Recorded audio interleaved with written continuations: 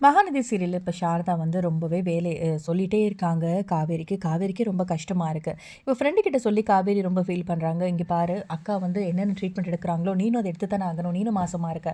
முதல்ல வீட்ல சொல்லிட்டு, எந்த அளவுக்கு நீனும் ரெஸ்ட் எடுக்க முடியுமோ, அவ்ளோ எடு" அப்படின்னு சொல்லிட்டு, அவங்க ஃப்ரெண்ட் மீனா வந்து திட்டுனாலும், காவேரி ரொம்பவே இதா இருக்காங்க. "நான் வந்து விஜய்ட்ட தான் ஃபர்ஸ்ட்டு சொல்லுவேன்" அப்படின்னு ஸ்ட்ராங்கா இருக்காங்க.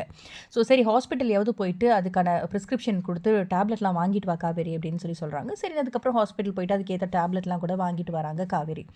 அடுத்ததா வந்து என்ன நடக்குதுன்னா, இந்த பக்கம் விஜய் போயிட்டு வெண்ணிலாவோட மாமாவ பார்க்குறாரு. கஷ்டப்பட்டு கண்டுபிடிச்சு பார்த்துட்டு, இந்த மாதிரி வெண்ணிலா எங்க வீட்ல தான் இருக்காங்க. இதனால எனக்கு நெறைய ப்ராப்ளம்ஸ் ஆகுது. எனக்கும் கல்யாணம் ஆயிடுச்சு.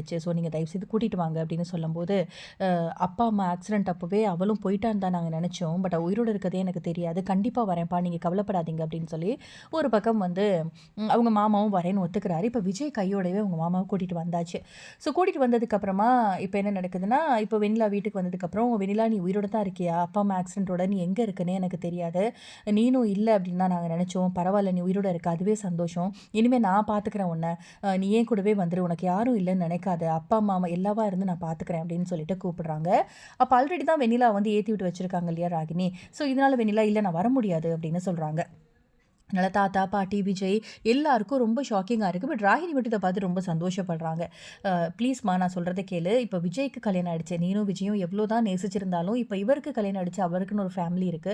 அப்படிங்கிறப்போ நீ வந்து கிளம்பி வா அப்படின்னோனே, நீங்க யார் சொன்னாலும் சரி, விஜய் நான் இங்கேருந்து போக மாட்டேன். இது என்னோட இடம். அவங்கள திருப்பி சொல்லுங்க அப்படின்னு வெண்ணிலா சொன்ன உடனே, இதுக்கு தான் நான் அப்பவே சொன்னேன் அப்படின்னு தாத்தாவும், பாட்டியும் தலையில அடிச்சுக்கிறாங்க.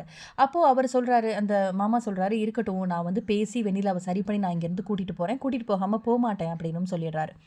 அடுத்த ஸ்டெப் என்ன நடக்குது அப்படின்னா, நான் போயிட்டு காவேரிய பார்க்குறேன் அப்படின்னு சொல்லி ஒரு பக்கம் விஜய் போறாரு. அங்க காவேரி இருக்காங்க. ஸோ காவேரி வந்து சொல்றாங்க, "விஜய் உன்கிட்ட ஒரு விஷயம் சொல்லணும்" அப்படின்னு. "என்ன?" அப்படி. "இத தான் நீ முதல்ல இருந்து சொல்ற. நீ எந்த விஷயத்தையும் சொல்ல மாட்டேங்கிற காவேரி. ப்ளீஸ் நீ சொல்லு. சந்தோஷமா சிரிச்ச முகத்தோடயே சொல்லு" அப்படின்னோனே, "அது வந்து விஜய்" அப்படி "சொல்லு அதான் வந்துட்டில்ல வந்து இது நீ இழுத்துட்டு இருக்க" அப்படின்னு கேட்குறாரு விஜய். "எப்படி உன்ட்ட சொல்றதுன்னு தெரியல. இத நான் முன்னாடியே உன்ட்ட சொல்லியிருக்கணும். இவ்வளோ நாள் மறைச்சதே தப்பு தான். என்ன மன்னிச்சிரு" அப்படின்னு சொல்லிட்டு விஜயோட கையெடுத்து வெண்ணிலாவோட வயிறு மேல வைக்கிறாங்க.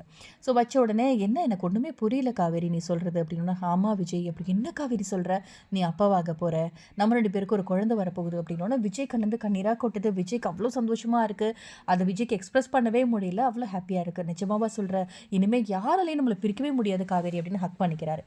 அப்கமிங்ல என்ன நடக்க போகுது அப்படிங்கிறத பார்க்கலாம். இந்த வீடியோ பிடிச்சிருந்தா லைக் பண்ணுங்க. அண்ட் இந்த மாதிரி அப்டேட்க்கு நம்ம சேனல சப்ஸ்கிரைப் பண்ணுங்க. தேங்க்